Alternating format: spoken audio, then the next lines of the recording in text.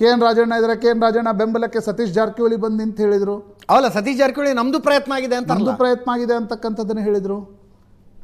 ನೀವು dots connect ಮಾಡಿ. ಬಸನಗೌಡ ಪಾಟೀಲ್ ಯತ್ನಾಳ್ರಿ ವಿಷಯವನ್ನು ಎತ್ತಾರೆ. ಬಸನಗೌಡ ಪಾಟೀಲ್ ಯತ್ನಾಳ್ರಿ ಯಾರ ಮಿತ್ರರವರು ಅಂದರೆ ನಾನು ಪೊಲಿಟಿಕಲಿ ಡಾಟ್ಸ್ ಹೇಳ್ತಾ ಇದ್ದೀನಿ. ಯಾರ ಮಿತ್ರರವರು? ರಮೇಶ್ ಜಾರಕಿಹೊಳಿ ಮಿತ್ರರು. ರಮೇಶ್ ಜಾರಕಿಹೊಳಿ ಸಹೋದರ ಯಾರು? ಸತೀಶ್ ಜಾರಕಿಹೊಳಿ. KN ರಾಜಣ್ಣ ಯಾರ ಮಿತ್ರರು? ಸತೀಶ್ ಜಾರಕಿಹೊಳಿ ಮಿತ್ರರು. ಸುಮ್ಮನೆ ಬಸನಗೌಡ ಪಾಟೀಲ್ ಯತ್ನಾಳ್ರಿ ಎದ್ದು ನಿಂತು ಹನಿ ಟ್ರ್ಯಾಪ್ ಒಬ್ಬ ವಿಪಕ್ಷದ ನಾಯಕ ಅಂತಕ್ಕಂಥದ್ದನ್ನು ಎತ್ತಲಿಲ್ಲ. BJPಯ ಎರಡು ಬಣಗಳ ನಡುವಿನ ತಿಕ್ಕಾಟ, ಕಾಂಗ್ರೆಸ್ನ ಎರಡು ಬಣಗಳ ನಡುವಿನ ತಿಕ್ಕಾಟದಲ್ಲಿ ಎಲ್ಲೋ ಡಾಟ್ಸ್ ಕನೆಕ್ಟ್ ಇವೆ, ಬಿಂದುಗಳು ಜೋಡಣೆ ಆಗ್ತಾ ಇವೆ ಅಂತಕ್ಕಂಥದ್ದಕ್ಕೆ ಇವತ್ತಿನ ಚರ್ಚೆ ಕೂಡ ಒಂದು ಉದಾಹರಣೆ. ಬಿಡಿ, ಅದನ್ನು ನಾನು ಪಾಲಿಟಿಕ್ಸ್ ಒಂದು ಸ್ವಲ್ಪ ಪ್ರತ್ಯೇಕದಲ್ಲಿಡೋಣ. ಆದರೆ ಒಬ್ಬ ಸಚಿವ on the floor of the house ಈ ರೀತಿಯ ಆರೋಪವನ್ನು ಮಾಡಿದಾಗ ನೀವು ಮಾಹಿತಿ ಏನು ತೆಗೆದುಕೊಳ್ತೀರಿ?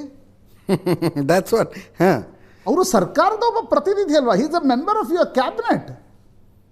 ಹಾಗಿರುವಾಗ ನನಗನ್ಸುತ್ತೆ ಅಜಿತ್, ಅದು ಯಾರೇ ಆಗಿರಲಿ, on the floor of the house ಒಬ್ಬ ಶಾಸಕ, ಒಬ್ಬ ಸಚಿವ ಎದ್ದು ನಿಂತು ಏನೋ ಆಗ್ತಾ ಇದೆ ಅಂತಕ್ಕಂಥದ್ದನ್ನು ಹೇಳಿದಾಗ ಅವ್ರು ನಿಮ್ಮದೇ ಸರ್ಕಾರದ ಒಬ್ಬ ಹಿರಿಯ ಸಚಿವರಾಗಿರ್ತಕ್ಕಂಥ ಸಂದರ್ಭದಲ್ಲಿ it is the duty of the government to constitute a investigation team for that.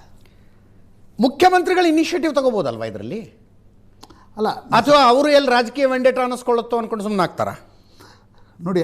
ನೋಡಿ ಅಜಿತ್, ಇವತ್ತು ಈ ವಿಷಯ ಪ್ರಸ್ತಾಪವಾಗಿದ್ದರ ಹಿಂದೆ ರಾಜಕಾರಣದ ಸಾಕಷ್ಟು ಅಂಶಗಳು ಇದ್ದೇ ಇರ್ತವೆ.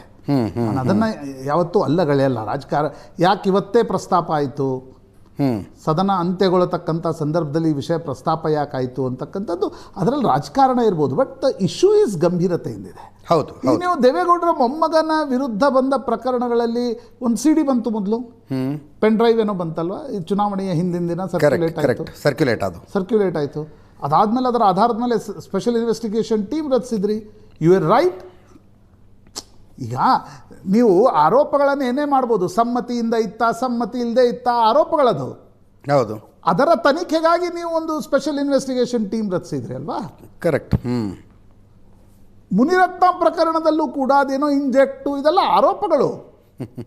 ನೀವು ಅದಕ್ಕೆ ಸ್ಪೆಷಲ್ ಇನ್ವೆಸ್ಟಿಗೇಷನ್ ಟೀಮ್ ರಚಿಸಿದ್ರಿ. ಈಗ ನಿಮ್ಮದೇ ಸರ್ಕಾರದ ಒಬ್ಬ ಹಿರಿಯ ಸಚಿವ ಹೇಳ್ತಿದ್ದೆ, ನಾನು ಅವ್ರು ಯಾರ ವಿರುದ್ಧ ಆರೋಪ ಮಾಡಿದರು, ಏನು ಮಾಡಿದರು, ಅದು ತನಿಖೆಯ ಭಾಗ. No need to jump to the conclusion, ಇವರೇ ಮಾಡಿದ್ರಾ, ಇವ್ರು ಮಾಡಲಿಲ್ವಾ, no need to jump to the conclusion. But ಒಬ್ಬ ಫ್ಲೋರ್ ಆಫ್ ದ ಹೌಸ್ನಲ್ಲಿ ಒಬ್ಬ ಹಿರಿಯ ರಾಜಕಾರಣಿ, ಒಬ್ಬ ಹಿರಿಯ ಜನಪ್ರತಿನಿಧಿ, ಒಬ್ಬ ನಿಮ್ಮ ಕ್ಯಾಬಿನೆಟ್ನ ಒಬ್ಬ ಹಿರಿಯ ಸಚಿವ ಎದ್ದು ನಿಂತು ಹೇಳ್ತಿದ್ದಾರೆ ಅಂತಂದರೆ ಸರ್ಕಾರ has to constitute some investigation. ಇದನ್ನು ವಿಚಾರಣೆ ಅಂತ ಮಾಡಿ ಹಂಗಂಗೆ ಮುಗಿಸ್ಬಿಡುವ ಆಲೋಚನೆಯಲ್ಲಿದ್ದಂಗೆ ಅನ್ನಿಸ್ತು ನನಗೆ, ಉತ್ತರಗಳನ್ನು ಕೇಳಿಸ್ಕೊತಾ ಇದ್ರು ಅಂತ. But that will be unfortunate scenario. True. ಸರ್ಕಾರದ ಒಬ್ಬ ಹಿರಿಯ ಸಚಿವ ಎದ್ದು ನಿಂತು ಹೇಳಿದ್ದಾರೆ. ಅದರಲ್ಲಿ ತಥ್ಯ ಇದೆಯೋ ಇಲ್ವೋ ಅನ್ನೋದು ಮುಂದಿನ ಮಾತು ಅಜಿತ್. ತನಿಖೆಯಲ್ಲೇ ಗೊತ್ತಾಗಬೇಕಲ್ಲ, ತನಿಖೆ ಆಗ್ಬೇಕಲ್ವಾ? ನೀವು ಅದರ ಮಾಹಿತಿ, ನನಗೆ ಕೆಲವೊಂದು ಸಲ ಈ ಗೃಹ ಸಚಿವರ ಹೇಳಿಕೆಗಳು ಆಶ್ಚರ್ಯವನ್ನು ಹುಟ್ಟಿಸ್ತವೆ. ನೀವು ಗೃಹ ಸಚಿವ ತಗೊಂಡು ನಾನು ಮಾಹಿತಿಯನ್ನು ಏನು ಮಾಹಿತಿಯನ್ನು ತೆಗೆದುಕೊಳ್ತೀರಿ? On the floor of the house ಹೇಳಿದ್ದಾರೆ ಅವರು. ಏನೋ ನಡೆದಿದೆ ಅಂತಕ್ಕಂಥ ಅವ್ರ ಮಗ ಮಾಧ್ಯಮಗಳಿಗೆ ಇಂಟರ್ವ್ಯೂ ಕೊಟ್ಟು ಹೇಳಿದ್ದಾರೆ. ಹೌದು, ಏನು ನಡೀತು ಅಂತಕ್ಕಂಥದ್ದನ್ನು. ಹಾಗಿದ್ರೆ ಅವ್ರು ಯಾರು? ಥ್ರೆಡ್ ಬೇರ್ ಇನ್ವೆಸ್ಟಿಗೇಷನ್ ಮಾಡಿ. Keep politics aside. ಎಲ್ಲದರಲ್ಲೂ ರಾಜಕಾರಣ, ಬಣ ನೋಡಬೇಕಾಗಿರ್ತಕ್ಕಂಥ ಅವಶ್ಯಕತೆ ಇಲ್ಲ. ಈ ರೀತಿಯ ಚಟುವಟಿಕೆಗಳು, ಗತಿವಿಧಿಗಳು ರಾಜ್ಯದಲ್ಲಿ ನಡೀತಾ ಇವೆ ಅಂತಂದರೆ ಅದರ ಬಗ್ಗೆ ಒಂದು ಥ್ರೆಡ್ ಬೇರ್ ಇನ್ವೆಸ್ಟಿಗೇಷನ್ನ ಅವಶ್ಯಕತೆ ಇದೆ ಅಂತ ಅನಿಸುತ್ತೆ.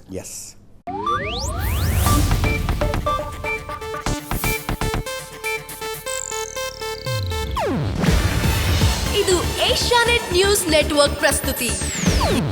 ನೀವು ನೋಡ್ತಿದ್ದೀರಾ ಏಷ್ಯಾನೆಟ್ ಸುವರ್ಣ ನ್ಯೂಸ್.